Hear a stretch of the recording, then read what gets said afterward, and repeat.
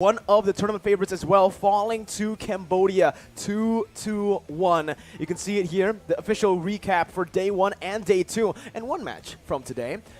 And it's looking really hot, like you mentioned. Cambodia will be progressing to the next stage in the upper brackets, to the upper bracket finals. And this match currently, Argentina versus Indonesia, will determine who's going to go up and face Cambodia up there as well. It's the first 2-1 in the tournament right here, if you can see, at the playoff brackets. And of course, we'll see if Argentina and Indonesia will be as close, because these are two teams that are very, very competent, and they absolutely have what it takes to beat each other. And that is what makes it so worrying for any supporter of Argentina or Indonesia. And also, you know, if you're a team here, Indonesia, Argentina, with Papa Dog and Dreams, as you can see, the team versus screen, we need to talk a little bit about how dangerous it is for them if they do lose, right? Because obviously, they will still have another chance in the lower brackets. The big question is, well, not the big question, the big statement here is, for me, I don't think any of these teams want to go to the lower brackets because they will be facing Philippines, right? So here we are also going to take a look at the player head-to-head for Civ and Brands, two goal laners who have shown incredible class in both day 1 and day 2 so far of the tournament. Higher GPM for Civ, but the higher KDA for Brands. Maybe it highlights the difference, right? We talked about the difference of playstyles, macro versus micro. So far, the Indonesian team has had a more aggressive approach, whereas for the Argentinians, they are perfectly content just outmaneuvering, outsmarting their opponents. And that doesn't mean that they're necessarily afraid of fights, but it does show in the statistics. It does. GPM, actually, higher for Civ. As we all know, Brands in Indonesia, one of, if not the best farmers in the gold lane, gets that gold super high to get those items. But in this tournament so far, we've actually seen that Civ is a bit more efficient when it comes down to laning and farming, whereas Brands has been super active around the map, rotating and helping around the neutral objective fights. Well, that's a concern for Argentina. If Indonesia goes for that heavy-handed early game approach, can they still maintain that macro play? Because when it's easy to do if everything is going as planned, but when the going gets tough, when you get hit in the face, that's where your adjustments need to be on point and on the fly as well. So if Indonesia can push the pressure, right, make it very difficult for Argentina to adjust, that might mean the early game might be dominated by Indonesia. Oof. We'll see. I think both teams have shown that they can compete for that early game from their previous games here, but we are going to get ready to jump in to the draft right now, as we are going to see the faces as well of both of the country's representatives. Argentina on the blue side in the first game's draft, Indonesia on the red, and this hero, Joy, I just want to get this over with instantly. We're not going to see it anymore. The Cambodia-Malaysia match, that's the only time we'll ever see Joy in this tournament. I think that has to be the case, man. Any team that watched that game needs to understand how absurd this hero is at the current point in time. And I think for now, it just means that any team playing for the first pick will have a bit of an advantage, because the second pick will always have to ban out that Joy. The Joy, I can't believe it, right? We were amazed, actually, at how much the Joy could do. She could tank, she could sustain, she could deal damage, and she is unkillable because she's so mobile. That, I think, is the most important one to highlight here. The most important thing to highlight when you're talking about Joy, because it doesn't really matter how tanky you are. If you're able to dodge everything with those dashes that reset, and if you're able to play with the rhythm properly, that passive, it's almost like it's 100% win guaranteed.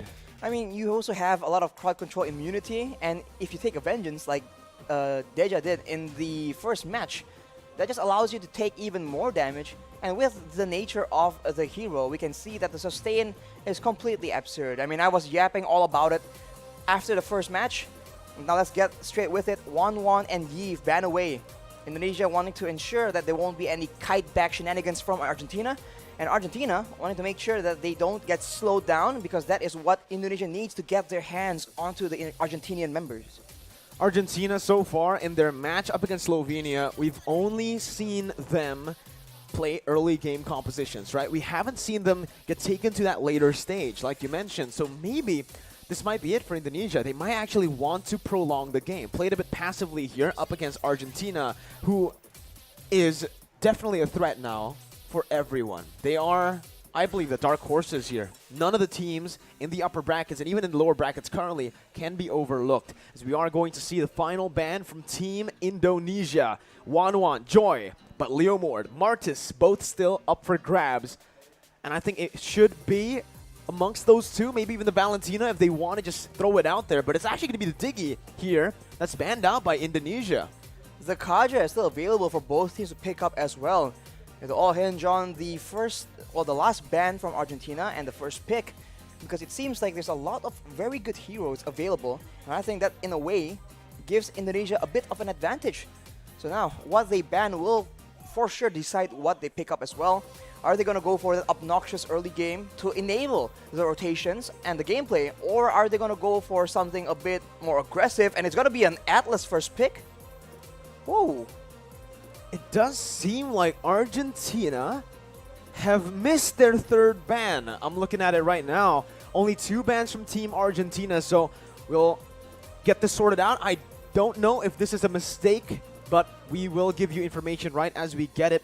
Diggy was the final ban for Team Indonesia right now, as we are going to see the second pick come off, or the first pick from Indonesia on that red side. With the Atlas pick, Indonesia can just safely pick up the Akai. We know that the Akai has just been a solid counter towards these Atlas compositions. It can also be flexed over to the XP lane and the jungle. But another hero that's open, a signature pick for Taz, the Fanny, and Dreams, who was able to really pop off on the Kaja. He gets a comfort pick as well.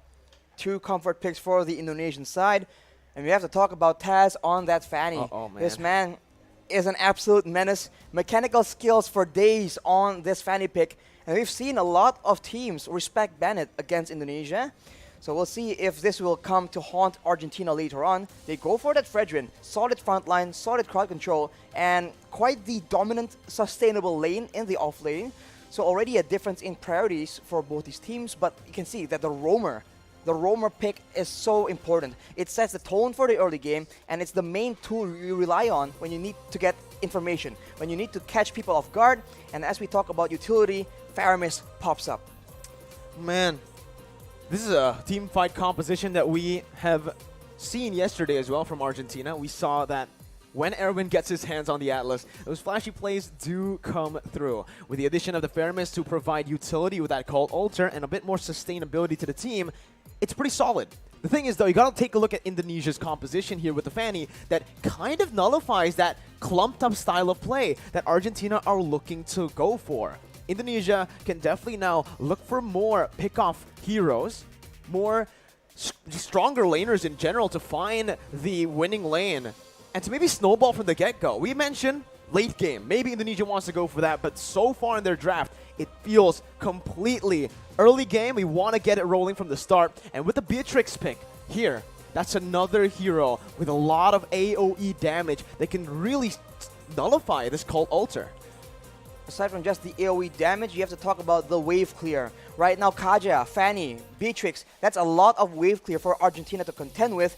And we talked about it again and again, as always. But when you want to have good macro game, you need to have good wave clear to establish your lane dominance, your lane pressure. Otherwise, you are stuck watching for those minion waves, and you cannot rotate as efficiently. For Argentina, Faramis and Fredrin, they're okay, but I don't think so far their composition can even compare to the amount of wave clear that Indonesia has. And I think that is going to be completely abused unless Argentina picks something up for themselves. Well, we'll have to see how it plays out, Arashi, as we are going to see the Hayabusa get banned out for Indonesia here. They actually opted to go for that, knowing that yesterday Jotun was able to have such an amazing performance, juking Team Slovenia out with that Hayabusa on that quad shadow. But now it's a respect ban towards Saikons, who is also a menace on that Yuzong. Good respect bans coming in from Argentina and Indonesia in the second phase, and you can kind of expect Indonesia now to start narrowing down the jungle. Just keep going down, or maybe just try to take away the heroes that can lock the Fanny down. Because right now, what Argentina are lacking is that single target lockdown that can really stop the Fanny. And if you look at the options available, not really much. I mean, the Franco could be an option, but Argentina have way too many heroes that would actually make it to the roamer position. And now Brody has also been banned by Indonesia. That's some good crowd control. Usually another option we see is the Moskov, I was about to say, with a knockback, with the stun as well, and the mobility. All solid choices unless Indonesia can come up with something to deter that completely, although Argentina will ban away that Benedetta as well. We haven't seen a whole lot of the Paquito here, but it is Saikots's comfort hero back when he was in the MDL. In the MPL, it was banned from him completely. But here he does have a chance to actually pick that up. Go for the Paquito in the XP lane. And for the mid lane, Hijume usually likes to go for just the Lilias, the Eves, that right now has been banned out. So the option for Hijume is most probably the Lilia, the Farsa. Lilia makes sense, a bit more survivability, a lot of AoE damage in the big fights, and just as we say that, it does get locked in. And now for Argentina, what could it be, man? They need some DPS for sure, and this is the problem. When you're in the current meta, anything can be played in the jungle almost. It can be a utility tank, it can be marksman-ish, it can be assassin-orientated, and considering that they're against Fanny, I think a fighter makes sense, but then they'll be very, very locked in into a front-to-back situation. And Indonesia, the flanks we saw from Saikots have been very, very dangerous. So they go for the Karina, can be used as a tank as well, and they have that Melissa to deter all these dive potential. There you go. That's the answer we were waiting for, right? Up against a team like Indonesia with the Fanny, with someone that can just dive into that back line, you need someone to be able to cover. And looking at Team Argentina's composition before they picked the Melissa, wait a minute. Brands is hovering over the Roger currently. Grr, yeah, absolutely. But we'll see. Arashi. No way. Is this going to be, are they trying to pull off the double retribution strat? I'll have to say that so many teams have been doing this to the casters. Can you please stop? This is not okay, man. You're giving us a lot of false hope here. And I don't think it's gonna be that Roger. Unfortunately, they are hovering on the Lapu Lapu. Yet another dive hero, a good engage, and crowd control. More than anything, crowd control has been so critical in ensuring that your team gets that slight edge, especially when both teams are positioning, are maneuvering so well in that mid to late game. Zace, he just loves it, man. He loves playing with the casters there, with hover over the Roger. Come on, Zace. Don't give us hope. Pick it up, man. Come on, man. Maybe next time we'll see it. Do it. Maybe they're saving it for later. But here, up against Argentina with Karina, picked up by Jotun and Civ. I do want to finish what I started earlier, that statement. With the Melissa's go away, that provides easy cover. And she can be quite independent in that gold lane, where usually, again, Team Argentina can play and look towards that XP lane to get that winning lane.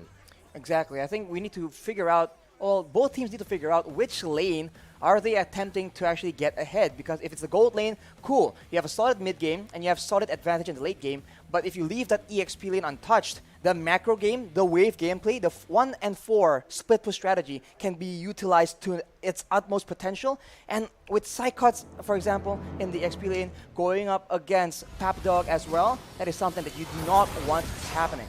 Welcome to the land of Dawn, ladies and gentlemen. Team Indonesia here with Taz starting on the purple buff and Jotun on that Karina on the orange buff.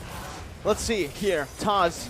One question I do have currently is what emblem is he going to go for? He opts to go for the high and dry.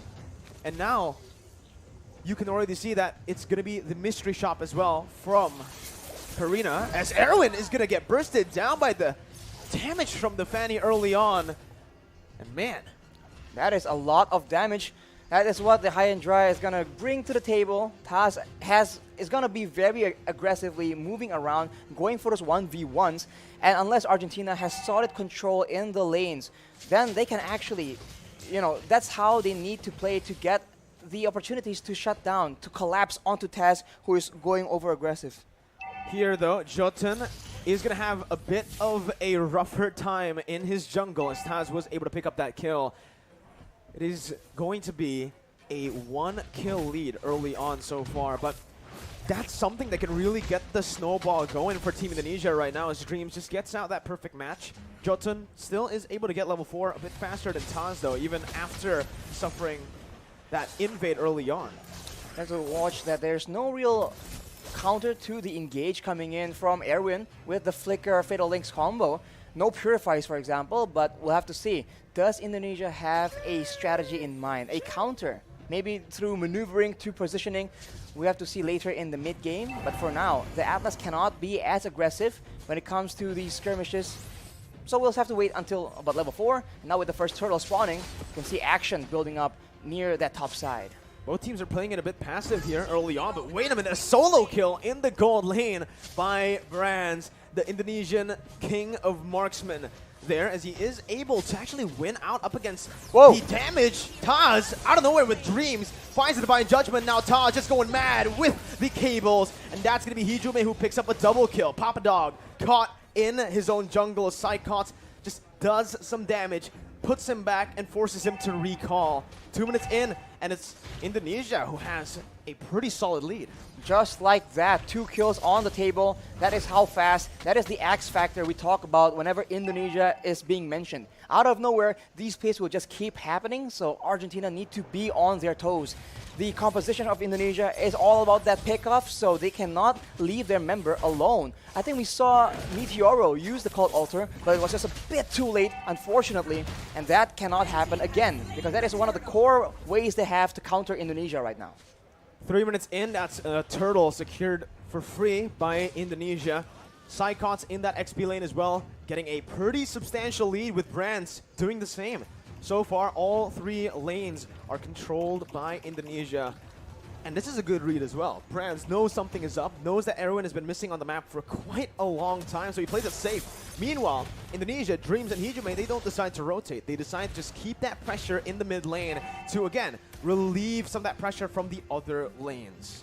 I'm just waiting for the time where Taz will start exploding out of nowhere, because right now it's a ticking time bomb, man. He is farming up, but once he feels that he has the necessary items, he's about to go absolutely wild. And as you say that, oh my goodness, Taz does so much damage. Hijume pops that black shoes to run away from Erwin's possible engage here. As Psychots tries to make his way into that mid lane, just again opening up the map for the rest of his teammates. And that damage is absolutely absurd, man. Meteoro just disappeared. They're trying to do it onto Erwin right now with the Divine Judgment, but Erwin pops that perfect match. Very well timed to get out of the Divine Judgment. Taz on the Fanny right now, an absolute menace. And I don't think anyone from Argentina can deal with him 1v1.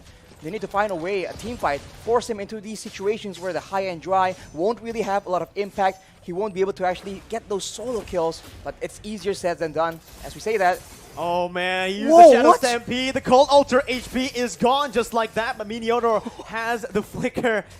You can see the kill pressure already from Taz on the Fanny. That's why it's a signature pick. And that's why usually we see it banned out.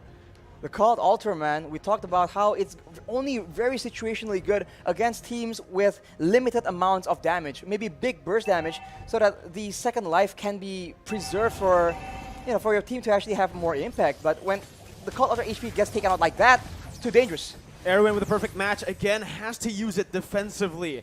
A very different Atlas gameplay for Erwin here today, as Meteoro is going to be chunked low, goes in for Shadow Stampede, Dreams gets targeted down, but it's only the Roamer. A shutdown as Jotun puts Argentina on the board, but it's Taz who picks up a trade up top. Taz now going on to Papa Dog with a cutthroat as well. The Flicker ready to save Papa Dog, but it's still a solid trade, 1-for-1 right now. So unfortunate Hijume was the one who actually fell in the engagement. He is the one with 3 kills right there. So it's not ideal. I think he chased a bit too much. But of course, we see again the damage potential coming in from Indonesia. A lot of poke damage. And if you get too low, Taz does not waste any time at all securing that kill, taking you out of the Land of Dawn.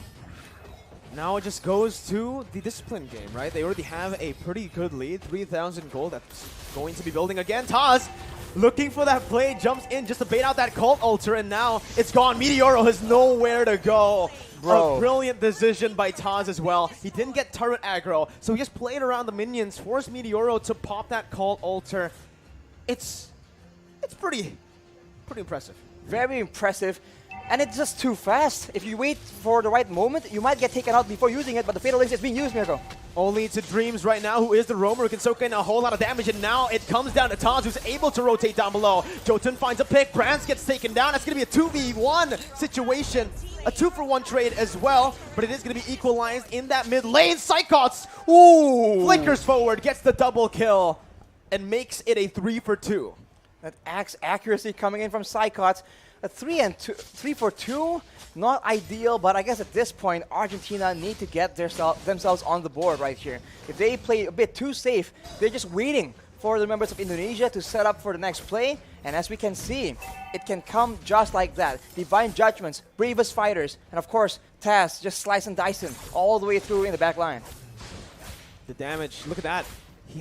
He went for 2 items early on. It's going to be the Heptaseas and also the Melphic Roar. So he knows that Argentina are going to start to pile up on that physical defense. Going for just physical penetration as early as 7 minutes in the game will basically mean he'll deal true damage.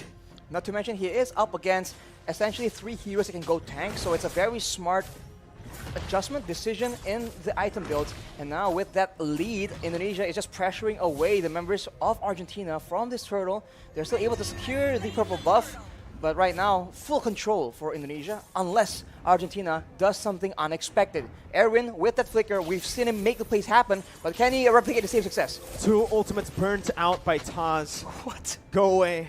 Cult Alter, 2 very crucial ultimates when it comes down to the team fights.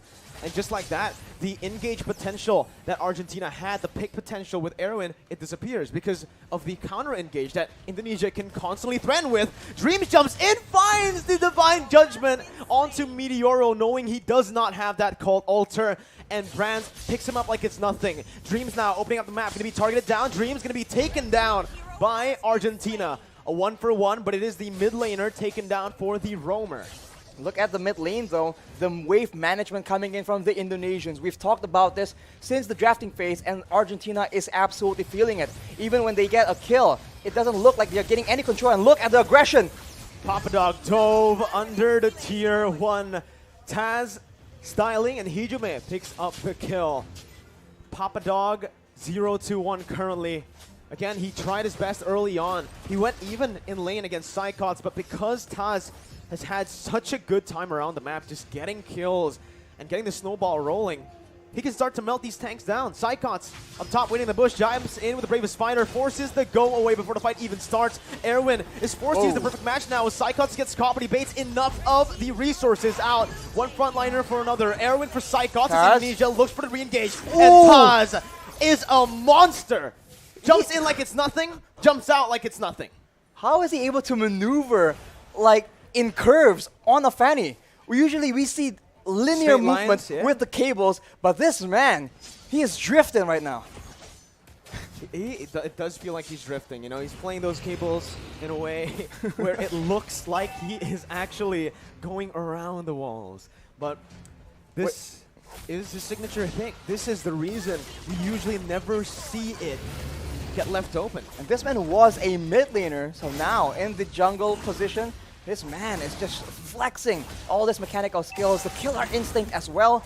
And when he is that accurate with the cables, how can you like play as a backliner for Argentina, but Papadog is the one being targeted? Melted down instantly here by Psychots and Brands. Erwin tried his best to pop that conceal and the perfect match to reach towards his teammate, but Papadog just gets bursted down too fast because, again, of the items. Even Brands with the Hunter Strike in the Melphic Roar, with the BOD completed so early on. Man, he can actually just burst that whole team. Yeah, right as I say it, on cue, Brands pops that Renner, gets Meteoro to a quarter of his HP, swaps to the Bennett and clears out the wave easily with the BOD completed. Now, I need to ask you a question, Arashi. Argentina, how do they come back in the game, if it's even still possible? They need to get a shutdown somehow, some way, man. I mean, they have some tools to get a catch, but they need to make the proactive movement. They can't wait for Indonesia to go in like this. Well, the Cult Ultra's there. Erwin gets baited in by Taz with the cables. Meteoro falls as well as that Psychots who finds the double. Brands completing the Haas clause will mean that he will no longer need to recall. He can just hit a few minions, go for a few creeps in the jungle, and get back to full HP. Jotun trying his best to look for a play. Toss and Brands with that combo. The snipe from the purple buff and Taz with the cables as Psychos jumps in once again onto the Bravest Fighter. But it is going to be the go-away pop as well by Argentina. Meteoro backing off. Call Alter already used. 11 minutes in and 2 base turrets have fallen.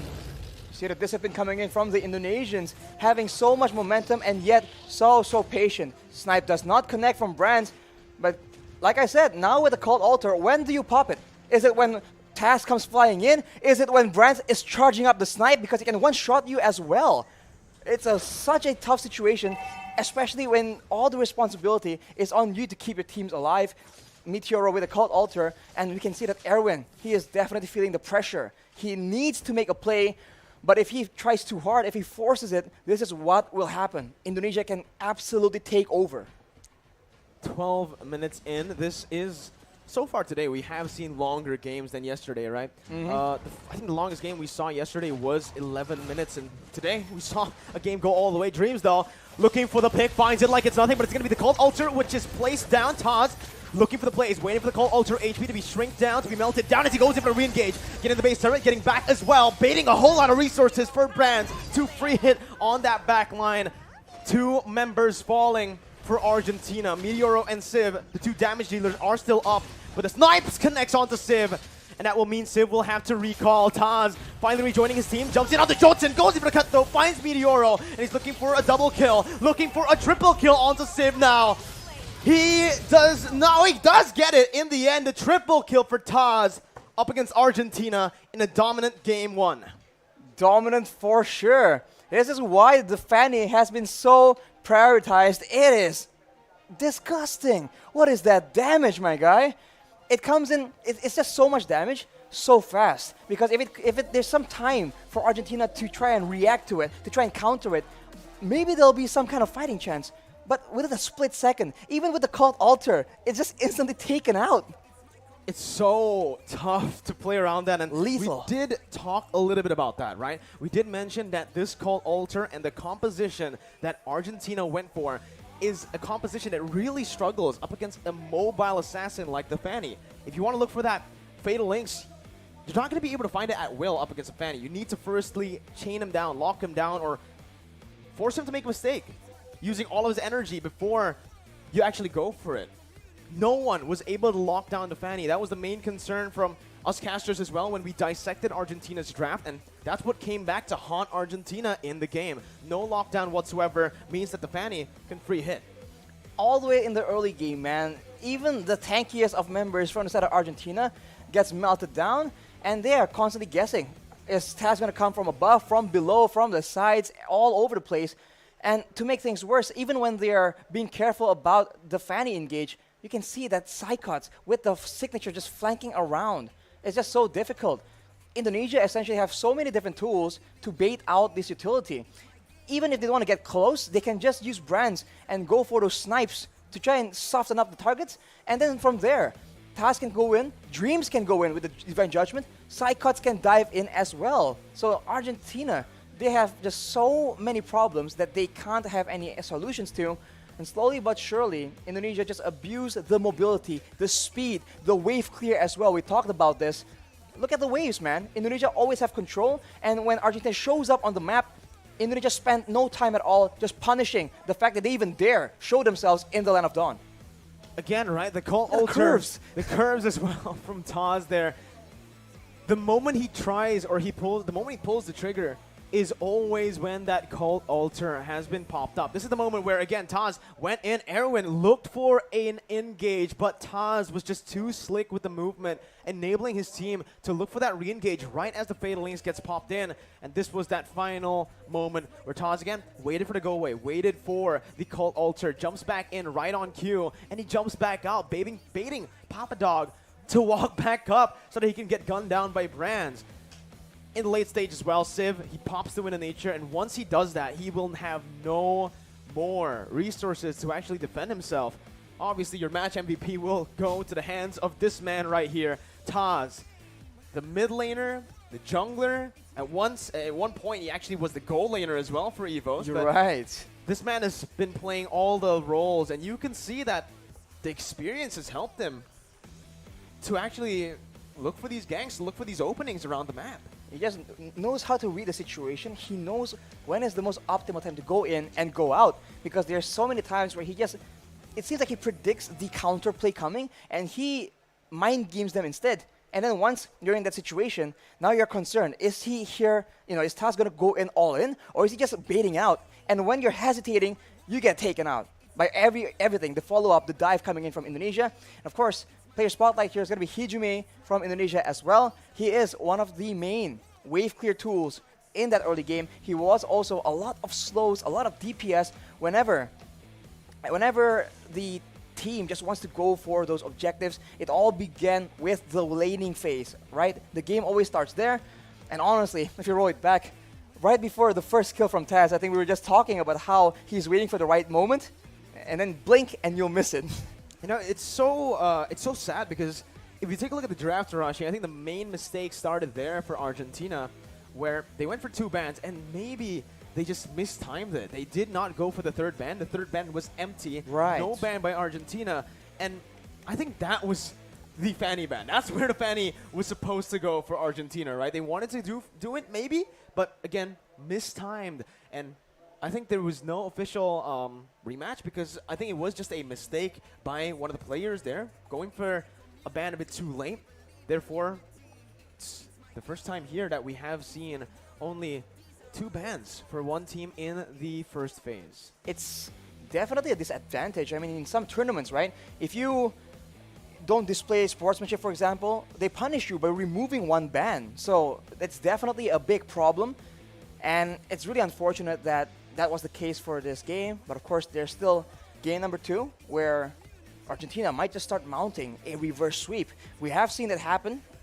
We are no stranger to reverses in the world of Mobile Legends. Teams are very, very competent, and they have that mental fortitude to go the distance. Absolutely. Looking at a team as young as Argentina, they can only go up from here. It's the learning progress for them. Losing game number 1 after making a fatal error in the draft will mean that this is a lot of room for them to, again, improve, progress, coming into game number 2 up against Indonesia. Exactly. I mean, if they want to try and go for the same thing, Indonesia right now, they're just showing so many different looks, and I think Argentina is the team that needs to just make all these adjustments, right? If they can't solve all the problems, they need to try and figure out which ones can they solve and what advantage can they get to get the best situation possible. Because it's no secret that sometimes, right, you're just forced to embrace the fact that there's just so many things that you can't deal with. Let's say the mechanical skills, the mechanical advantage from the players. But what can you adjust to get the best outcome? That is the main task for the coaches right now. That will all go back to the beginning, the drafting phase. Once we go from there, maybe we'll see the execution being amended as well. But so far, I think Argentina had the right idea. It's just maybe a bit too little too late. Let's take a look at it again, right? Fanny, Kaja, Beatrix as well, Lilia. I feel like all 4 of those heroes are comfort picks for all 4 of the Indonesian members. So again, Argentina will have a short break with Indonesia. Before we get into game 2, we will do so as well. As Mirko and Arashi will be back. So today we have Philippines that will be competing in Mobile Legends in World Esports Championship 2022, and I have a few questions to ask. So the first question, are you satisfied with your performance in this match? In this match against Slovenia? Yes. Yeah, I think we're very satisfied with our very satisfied in this match versus Slovenia. But in EVOS, I think we still have some things to work out. Okay. So what is your key factor to help you to win in this match versus Slovenia? Key factor. Ano key factor? Factor. What's the key factor? The key factor is we work together. Yeah, we use our UB strategy. Yeah. Do you think there are things that you can make improvement for the better match? improvement daw? More practice. Yeah, and adjust on cell phone use. So you will facing other country in your next match, Vietnam, right? So will you use the same strategy? Yeah, we still have more strategies we're not showing yet. We're gonna show it to in our next match. Yeah, So what is your biggest challenge to beat your opponent? biggest challenge. I think our biggest challenge is adjusting to the phones and the comms because the comms is delay and the sound is very weak. And I think the biggest adjustment is the phone because we use iPhone in our country. So how confident are you to win this competition? How confident are you in this? 100% Confident. yeah 100%. So this is the last question. Who is the tough enemy in this competition? I think We think I think Indonesia. Indonesia and Cambodia, Malaysia. Yeah. Cambodia and Malaysia. They are competitive. So okay, that's all for my question. Thank you for your time and I hope the best for you all this competition. Thank you. Thank you. Lakad matatag! Okay, thank you. Congratulations, Philippines. Thank you, support Philippines. Thank you. Thank you. Very much. Thank you. Indonesia that will be competing in Mobile Legends Bang Bang in World Esports Championship 2022. And I have a few questions to ask. So the first question, are you all satisfied with your performance in this match? Hey, go job. Yeah. Bahasa English. So for this match, I think we will take this. So happy, but we're not too satisfied. I'll to win the whole championship. So the next question, what is your key factor that helped you to win in this match? Key factor that was win this match is everyone's hard work. Everyone really put in the effort, the time, and mainly just trust between everyone over here and everyone doing their job. Because without everyone's contribution, we wouldn't have been able to do it. So even you have won two matches, do you think there are things that you can improve for the next match? There's definitely many things that we can improve. There was a lot of mistakes that we made as well in both games, so we will look through our games and fix our errors. Okay, so you will be facing other country in your next match, right? Yeah. Will you use the same strategy for the next game? Strategy-wise, we cannot really disclose, but I can assure that we still have other strategies out there, and we will see what we want to pull out for each different team.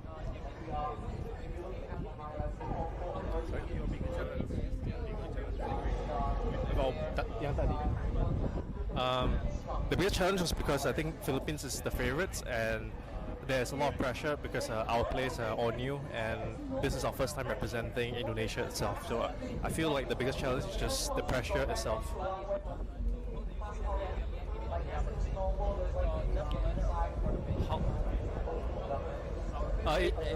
It feels really great to win the M3 champions, but we know that there's a possibility that they will make a comeback, and we will eventually might face them again. So we're happy for now, but we're not too happy yet. So for the last question, we know that the weather in Bali is hot, right? And the game is on the upper stage. So does the weather affect for the match? I would say the setup overall is really good. The weather doesn't really affect us, and the setup, the equipment, everything covers the weather, so we don't really feel the heat. Thank you so much. Indonesia! Jaya, jaya, jaya! Okay, thank you. Congratulations, Indonesia! Thank you. Okay, so hello everyone. We have Ducky here as an ex-professional Mobile Legends player from Indonesia. Okay, hello. So the first question is, what do you think about this match, Indonesia versus Philippines? Sebelum match ya, pakai bahasa Indonesia aja ya. Jadi menurutku matchnya itu bagus banget, tapi menurutku Indonesia masih punya PR karena secara early Filipina lebih bagus, masih lebih bagus, tapi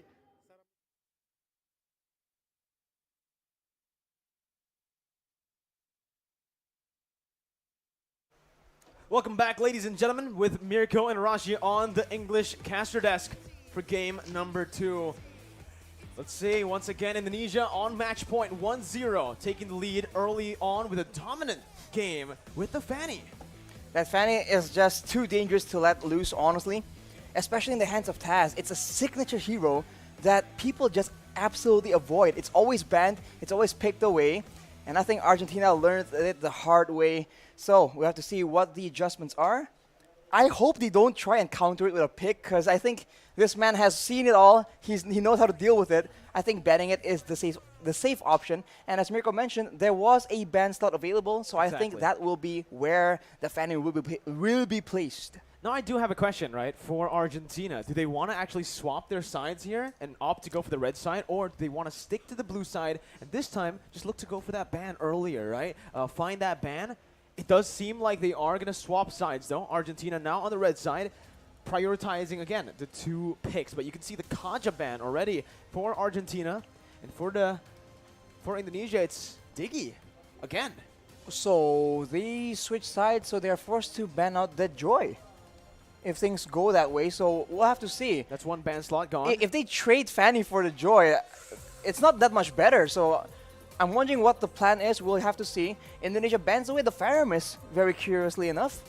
I didn't think that personally the Faramis was that big of an issue, but perhaps Indonesia has a different plan in mind. The Joy, as predicted, is banned away. So now it seems like Argentina is going to be forced to ban this Fanny unless they are willing to fight Indonesia on their own terms. The Joy ban comes through, Arashi. They are not looking to trade it off. But like you mentioned, with the Joy ban now, with Argentina opting to go for the red side, it does give them a lot more heroes to actually look for to ban. Leomord, Martis, again, 2 heroes that so far we haven't seen this series, but can still definitely come up. Fanny, Valentina, Wanwan. There's so many bans that you can prioritize, that you can go for here. At this point, Argentina and Indonesia, it does feel like both of them just want to let everything go. Let's trade, you know? We'll ban Valentina, but we'll still leave all those heroes open, and it's now up to Argentina to decide whether they want to trade with Fanny, Wanwan. I think with the Fanny, like you mentioned, don't try to counter it, right? The Fanny's been banned every single game so far, even against other teams. Not just Indonesia. us. It is a very, very strong hero. Mobility, dueling prowess, burst damage, speed. Fanny has so many attributes in her favor. Speed. And for Indonesia, they have that Valentina banned out, and I've been very surprised with how willing teams are to let go of that Valentina. It's been working out for a lot of teams, but Indonesia will have none of it. And with that Fanny ban, that means we're gonna see the Wan. I'm a happy man. My hero finally coming up in IESF, because I was thinking I'm cursed, because every time you cast, this is the second 1-1. Exactly. When you and Momo-chan casted and the 1-1 was picked up, I was like, dang, I wanted to be the one who casted 1-1. Finally, I get a chance to. 1-1 picked up, first picked by Indonesia, but 1-1 is a hero that now has counterplay. You can actually counter it with a lot of movement, a lot of mobility. Argentina pick up a hero with mobility that can help other members as well with the utility. Mathilda pick up, but they can also just go for something. I think for the Irithel, it's a bit too early. They already see that. Ooh! There you go. Range as well becomes an answer. And utility? The utilities coming in, and obviously the damage has just been adjusted. Well, I'm a happy man. You already know I love myself some Yves. So you're Team Argentina and I'm Team Indonesia based on our heroes. Oh, hang on. Is this how it's going to be? I'll have to see for the draft. So far, I think Yves has a lot of potential, and combined with a movement, as you mentioned, Mirko, with the guiding winds, it allows Argentina to be very fluid with their approach to big team fights. But of course, Indonesia has something to say about that as well. If they get crowd control of their own, some dive, for example, I think they can still throw a wrench in the plans of Argentina. It will be a Lolita and a Beatrix? Oh, but sorry, a Benedetta. Both B, my bad. Both B, both BE actually, right? Ooh. And here, it is also the Lolita pickup, like you mentioned, Arashi. Again, Lolita is a hero that can actually act as a counter as well towards the Wanwan. Nullifying the crossbow attack, even the first ability. Benedetta does not hit that weakness point on the back. But Argentina now can just go for something like the Irithel, a hero that's super solid with the Electro Flash up against the 1-1 with the sprint as well, can usually shut the 1-1 down. But Argentina decide to opt for Jotun's comfort pick. This is a hero we saw he was able to pop off on yesterday up against Slovenia, and they're trying to find that same success. He will be trying to use the Hayabusa against a 1-1 though. A very slippery hero, a lot of mobility. Now we're already into the second banning phase. What will they ban away? Because for Argentina, it seems like speed is their go-to method of operation here. Indonesia has a lot more combos in the bag. They can go for the Electro Final Blow, Petrify combo, followed up by a Numinant Blast, or vice versa. So, I'm not quite sure. I think Indonesia will be trying to stop those big movements, and Argentina will be trying to deny any kind of disengage, and the Akai has been denied away from the hands of Indonesia. Let's see, with the bans, Akai becomes the option for Argentina right now. And that's the Irithel, like we mentioned, a solid counter to the 1-1. I do feel like it might be a bit of a mistake from Argentina not to pick that Irithel earlier, because again, with that Irithel, it's almost a guaranteed winning lane in a 1v1. 1-1 is, oh man, if you bring Electro Flash and your sprint, you just can't lose. I've never been able to actually win out against an Irithel alone, right? You need help, and that's the thing. If Argentina picked it up, they could have actually created more pressure or opened up more for the other lanes. And they can force Indonesia to try and do things differently as well. As you mentioned, being able to force your opponents to play the way you want them to is a big advantage. It allows you to predict, to counter, to plan, especially towards that mid game. So Argentina will not have that advantage, and they will ban away the Gushin as well. I wonder what Taz is going to come up with right here. No Gushin, no Fanny. If he comes out with a crazy assassin, he's going to go head-to-head against Jotun on that Hayabusa. 3 respect bans over to Taz right now. And Indonesia, honestly, at this point, might just go for another gold lane ban, right? They already have the Irithel ban. We saw Civ actually play a whole lot of heroes from today and even from yesterday against Slovenia. He went for the Bruno. We saw him on the Beatrix as well, and just now, again, he was on the Melissa. So he's played 3 different heroes in 3 different games. Indonesia might want to nullify that, might want to go for it right now with the Beatrix ban. There you go. That's exactly what they go for. Argentina, oh! Whoa! Shadow picking the Natan, which is a very interesting move. Natan is a hero we haven't seen in a long time in the gold lane, especially up against a 1-1 that can really bully you, up against a Lolita that can soak in everything you've got, even with that entropy. Well, it becomes a pick that is risky. It's a bit of a mixed bag with Natan. A lot of mixed damage, right, with how he operates. And oh, he goes for he's a better the hero, shadow picks. We keep saying that this is not okay. Haha. It's moving around though. But let's go, Argentina. Make up your mind. We have to like comment on this. No, keep on juking Arashi, just like Messi. Let's just wait. But here you go. I'm honestly just wishing for a Bruno here, but he does go for the Clint. If it's not the Irithel, another hero that does extremely well in lane up against the 1-1, it's that Clint, right? With the superior range and obviously the CC as well. Technically, the route that he has in his arsenal, it's just so good to go up against the 1-1 early on. But as we all know, Clint is very easy to pick off, and Indonesia are trying to punish that, hovering over that Selena to put some more kill pressure down. Remember, in 1v1, Clint wins, but it's never 1v1 in the gold lane anymore. Exactly. And now with a Lolita, it's a very oppressive hero in the early game because you're actually tanky, but you have a deceptive amount of damage. It doesn't seem like it's going to be a lot, but it is a lot. And yikes, it's going to be the Yutsong and the Lilia. So is this a jungle Benedetta? It is a jungle, unless they pull off a jungle Yudzong. We saw it once before, not by Taz. Phoveus is the attempt to counter from Argentina. But as we've mentioned before, I think, Phoveus isn't a hard counter for a 1-1. It can be a problem, especially if Phoveus is doing well. But otherwise, a 1-1 can absolutely outplay around that demonic force. Both heroes that Argentina are trying to counter with the Phoveus 1-1 and Benedetta have counterplay to the Phobius, right? The Benedetta can just time the dashes with the Demonic Force, and same for the 1-1. It's the same case. 1-1 can just dash out of that Demonic Force range when he pops it, right? You do get another proc, but if you're brought back to the base, it will not matter in the end.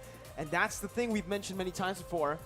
But Arashi, there is a catch. If Phobius wins in the early stage, gets to a point where he actually does so much damage, before 1-1 gets the attack speed to be able to actually get herself outside of the Demonic Force range, Phobius becomes an insane counter towards 1-1. It's almost unplayable as a 1-1.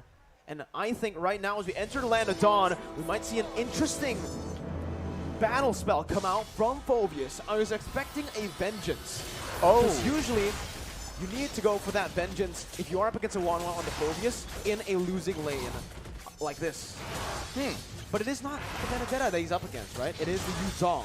Exactly. Well, Yuzong is also a very oppressive hero in the laning phase.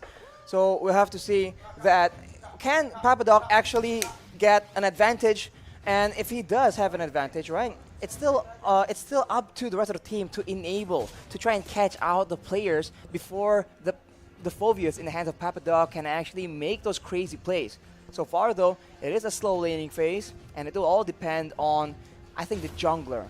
So far we've seen that both these teams like taking it easy all the way till number 4, but in this game, it's a bit more scrapping going on. Let's see, right now, Indonesia early on, already 1-1 actually winning out in the lane up against Clint right now, and Brad's is actually able to get out. Wait!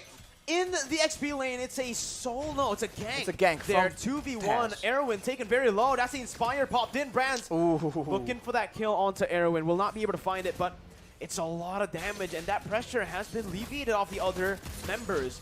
Dreams gets caught. That's going to be the shadow kill to pick up another 1-for-1. This time, Argentina with their comfort picks are doing better. Argentina strikes back in the early game. Again, you can't take this team lightly. They are a serious contender in the tournament right now. Indonesia, they need to be a bit more careful, because if they let Yutun start snowballing, that can't be good for them as well. These squishier laners are going to be quite vulnerable, but I guess Brands will be the one that will be feeling the bulk of that aggression. Indonesia, though, already first onto the neutral objective now. Picks it up. No contest from Argentina, as Jotun doesn't have that purple buff. Without the purple buff, Hayabusa is going to find it very difficult to contest or even to gank. So for Argentina, it does feel like their win condition is solely on getting the picks early on. They can't really go for the neutral objective control. Dreams there with a cheeky invade, looking for that steal. But Taz on this Demon Slayer Benedetta. I wonder if he's going to go damage or tank. I think damage must be the way to go. He has that Demon Slayer emblem, so it's a interesting hero. Able to be built quite a few different ways, hybrid, tank, full damage. But right now, we keep talking about the lane management in game number 1. In game number 2 here, I think it's no different. Indonesia has so many wave clear tools to actually work around with. Psychots, Taz, as well as Hijime can all do that, but look at that aggression coming in, and they're not done yet. Jotun able to maneuver himself out of that position, but now he's going to get caught in the stun. Doesn't have the shadow kill to play with here. The guy as well, but a Numenal Blast forces Erwin to pop that circling eagle, leaving Jotun behind for Indonesia to take. Erwin trying to dish out damage back, but again, it's Indonesia that it really feels like Indonesia has Argentina's number in the rotation game.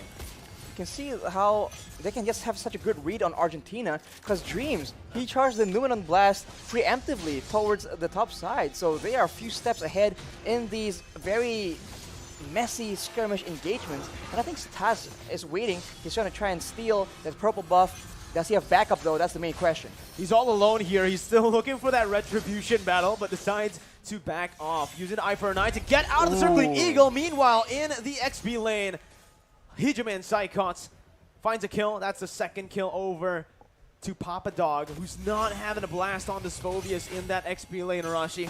We mentioned it, up against the Yuzong. It's going to be really difficult to lane, especially with the ganks that's constantly just being placed by Indonesia. Not only are they having a Phobius fall behind, they're having Psychots on the Yuzong, just absolutely wrecking it in that EXP lane. That can't be good, as the Indonesians are pushing the aggression, and look at that.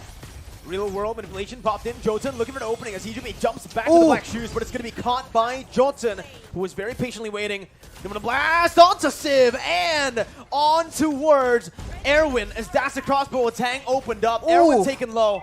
Still able to survive, but with Civ down, this means that not only is Indonesia winning in the XP lane, this Wanwan on the hands of Brands as well is ahead, which is not a good sign.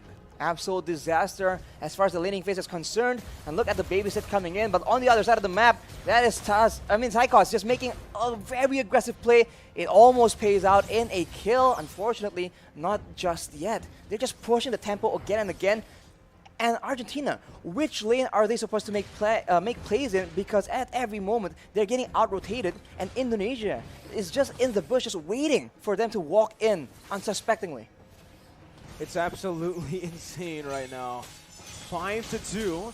Mataz jumped in all alone there. Looking for the purple buff, finds it and gets out. No punishment. It's actually going to be Indonesia who look for the collapse under the tier 2. Real world inflation popped in, but Psychos jumps to the Furious Dive. Now, in the midst of it all, Erwin going to be taken low, but Dreams is still alive with the help of Taz, who jumps in with the final blow. Looking for another kill right now as he jumps out, and he buys enough time for Brands to pick up that top side tier 1.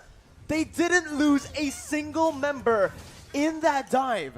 If you thought Argentina completely out-macroed Slovenia yesterday, this is a bit of a repeat because Indonesia is absolutely leagues ahead from Argentina. Unfortunately, Drees was not taken out, and due to him being so low, it baits the rest of the members of Argentina, and Indonesia were able to punish that. And while all that is happening, the fight began without Brands, and doing that, Brands just didn't stay still. Goes for objectives, goes for more farm. And we talked about the 1-1 having a good lane. Brands is having an amazing lane, and in the late game, that cannot be good for the side of Argentina. 6th minute, 4-man dive, 4v5, Arashi. That's what made it super impressive. It wasn't a 5v5, it was a 4v5, and they still got out with the better trade. They still were able to take that purple buff unpunished. They were the ones actually punishing Argentina for stepping into their own jungle. They are treading the line so carefully. I mean, at any moment, any small misplay can lead to disaster in these very risky plays, but Indonesia is making it happen. That just shows, again, their skill and their class, and right now they are in the sides, in the wings, waiting for an opportunity. Side cuts always being so crafty in the positioning game, but look at that.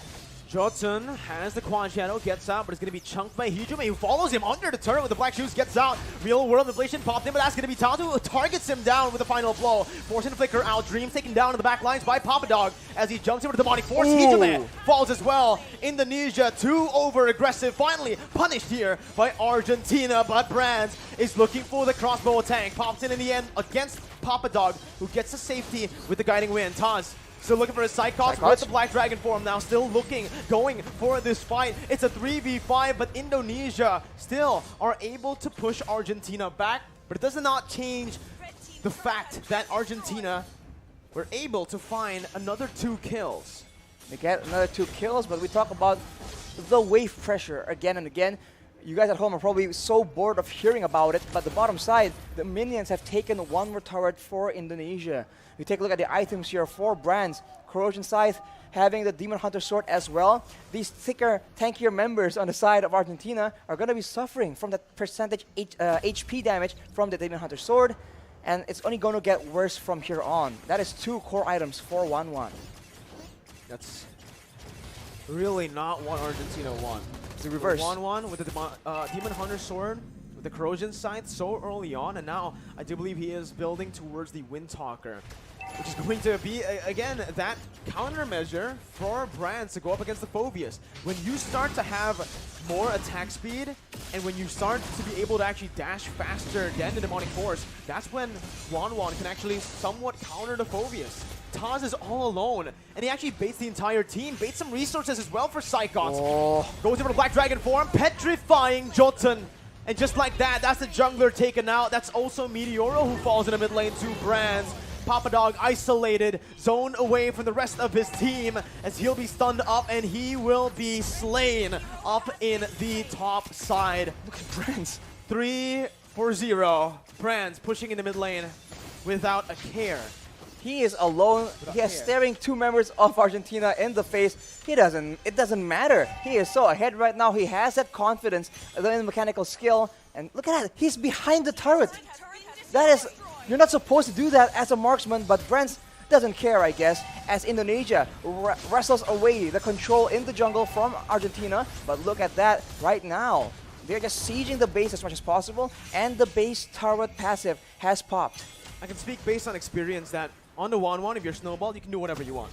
Yeah. So we'll see once again. Psychots wants to do whatever he wants as well with the Black Dragon form, just penetrating into that base, zoning 4 members away from the base turret. As Franz and Hijume just sieges it down. Taz now a little blade as the Numenal Blast cancelled out, but he flickers forward, getting the damage and the stun onto Meteoro, who's forced to flicker back out again. Taz now under the turret range, forced to back away. Shadow Kill popped in, won't be able to find enough damage to take anyone down. That's another resource, the real world manipulation by Meteoro to defend. 10 minutes in, Indonesia have cracked 1 base turret and are looking for the second in the mid lane. Arashi, it's looking grim. It's gonna be Hijume who jumps back with Black Shoes. Demonic Force popped in by Papa Dog. And they do not want to stop. They just have the superior siege right now. They're going for damage on the members of Argentina and also the base turrets, but they're going again. Papa Dog looking for the play, but it is just going to give Brands enough weakness points to pop that crossbow of Tang. Erwin low, forced to recall, and Indonesia are looking for the end. 2-0 as Cyclops jumps in again with that signature Petrify on 3. Finds a double before they end the game. 2-0. Indonesia will meet up against Cambodia in the upper bracket finals. What a performance, man. And multiple members from Indonesia, they have their signature heroes, and I think teams need to start taking notice. It is just so dangerous. We saw Taz with the Fanny in game number 1. In game number 2, we see Psychots on that Yuzong. Complete destruction, man. You cannot allow these players to get those picks. It's just, again, Indonesia this time, right? In the first game, the Fanny was left open, Kaja as well for Dreams, but this time it was the 1-1. And obviously, that Yuzong. So they traded 2 for 2. In the end, that's the thing. If you go for the red side, you will need to ban out technically more heroes because of the threat of the first pick, right? The Joy, these crazy heroes that are first pick prio favors the blue side currently, as so far we have seen the blue side find a bit more success than the red in terms of the win rate. And you can see it here as well with Joy finally now available to actually pick. It's an auto ban. You need to get it out. If you don't, we saw what happened. We indeed saw what happened. I'm still in disbelief. I still don't think that makes any sense. But you know, who am I? What do I know? I merely comment on the games being played. But that was a very solid performance from Indonesia. And unfortunately for Argentina, they are forced to admit defeat. Even though, when it comes to the macro, they have displayed that they have some of those predictions, strategies, tactics. But Indonesia is in a different league. At least that is what it seems like from this game. It was a very valiant effort, but I think it all started from, of course, the banning phase. But after that, it's also in the lane where the control, the pushing, right? Wave clear advantage for Indonesia just allows them to be always so far ahead when it comes to positioning. Of course, sometimes you see Jotun actually wait for an opportune moment, wait in a bush, but for the most part, right, in the majority of this game, Indonesia were the ones that were able to actually have those surprise plays, those crafty positioning decisions, like from Psychots in the side bushes. And when the fight gets going, when it's a messy fight and there's enough space, enough time for Argentina to get their damage out, they can match Indonesia. This one trade here was very favorable actually, but in the grand scheme of things, Indonesia just calmed down. They went back to figuring out, okay, what formation, what strategy works against Argentina right now, and slowly but surely, they again show that discipline, they get the objectives, and Argentina, in an effort to try and get a different result, trying to make sure that they're still in the game, they end up getting caught out in different situations, away from their base, and Indonesia punished them, and with that advantage, slowly but surely, they are able to end that game 2-0. 2-0 in this game, even though in terms of kills, it does feel a bit closer. It was a faster game. that Indonesia were Wow. able to end it at 11 minutes. It was 11 minutes. Saikot on that Yuzong. If you give it to him, you know he's going to pick up that MVP. 5-0 and 4, 748 GPM, 33,000 damage dealt. And if you take a look at the numbers, it's not too impressive, right? Yeah. You need to take a look at what he does in the game. He's not a paper man. He's Paper not man. a person that you can read just on paper, right? You need to watch his gameplay to actually see how he cuts the wave, how he actually looks for that opening, to look for that crazy flank. Because, sure, he did it against Argentina here. He did it against Philippines yesterday. Exactly. It's just the impact he has in that game that really is, I guess to some people, underappreciated for sure. But the player spotlight is going to be Hijume on that Lilia. Like we said, the wave pressure, you don't see it. It doesn't completely win you fights. But being there, being to the location earlier than your opponents, being there, preparing the ambush in the bushes, it all adds up. The reason why Dreams was able to have so many surprising Luminant blasts is also off the back of Indonesia having so much pressure in the lanes and in the rest of the map as well. You take a look at the items here. Taz was going for that tank Benedetta. Absolute nuisance, man. No spell lifesteal from the Bloodless Axe, but just tanking so much damage and getting out. He has almost no deaths on that beat Benedetta, and that just allows the rest of the team to just go aggressively. 2-0 was the final score for Taz on that Benedetta, even though he was always the one engaging. He was always the one who was also just taking the turret aggro, actually. Or going 1v3. Going 1v3, 1v4, stealing the purple buff away, and obviously just doing what a jungler should, securing neutral objectives. And I do want to give a special shout out to Taz, right? You know, we've already seen Saikos get the MVP, Brands as well, and Hijume. Almost every member, but Taz, his retribution game, I don't think he's missed a single retri battle so far from the first game he's played up until this one, the fourth. Not to mention the mechanical skill, man. On that People Fanny? need to take notice.